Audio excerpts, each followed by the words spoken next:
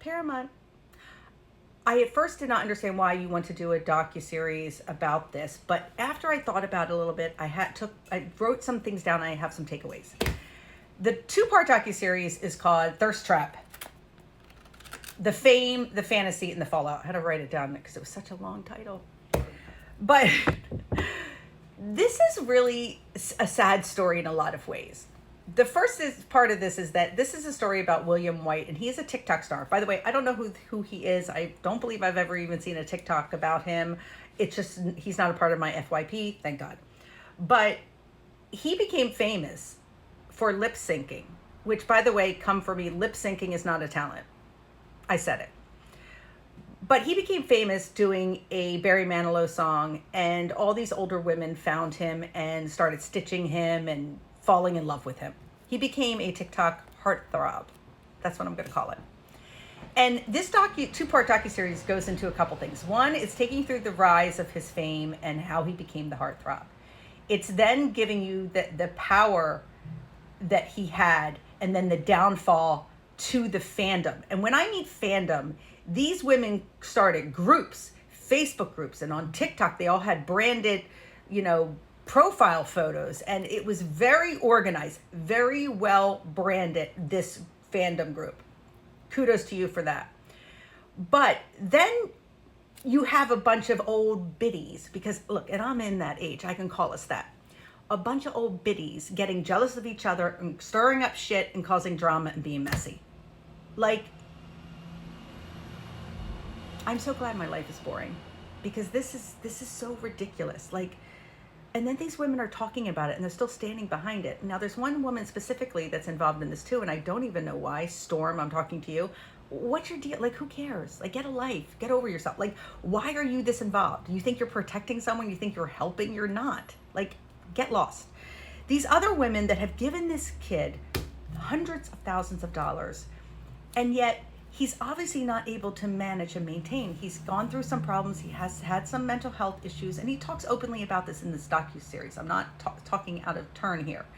And I feel very bad for him, because he was given this fame. He wasn't guided in any way. Specifically, I can tell he was not guided by his parents much in regards to how to deal with this and fight, not only from the fame perspective, but financially. And then and I see this a lot because I work with talent a lot.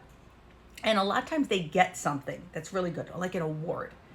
And then they don't know how to actually take that and leverage that to propel them for future. They ride that little wave, and then when it's gone, they're like, I'm like, well, you didn't utilize it. You didn't think about how you can leverage that for your future. I mean, that's the same thing here.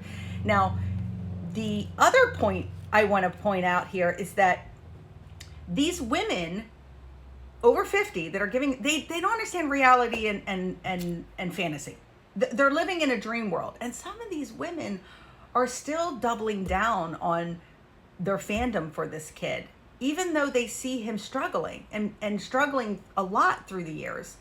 And it does talk about, the dark side to, I'm going to call it a digital obsession. These women have this they think they know him. They think, and he allowed that a lot. Like, he was very open to taking photos with fans, and he always told them people where he was at, so people would show up, and they would organize girls' trips around where he was going to be. I mean, this is insane.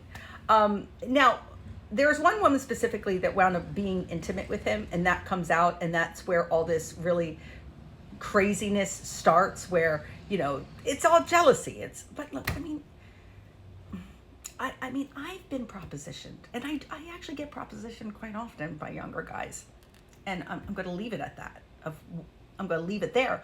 But what do you expect out of it? Like, what is your end game, women? That's really, I'm not even worried about this kid. This kid is, he's a piece of the puzzle, but the real problem are these women.